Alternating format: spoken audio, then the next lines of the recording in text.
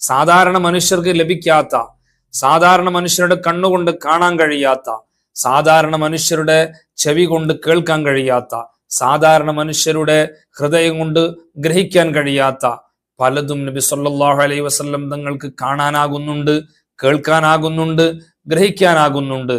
ഇങ്ങനെ അത്ഭുതകരമായ സവിശേഷതകളുള്ള ഒരു മനുഷ്യനാണ്, സാധാരണ മനുഷ്യനല്ല.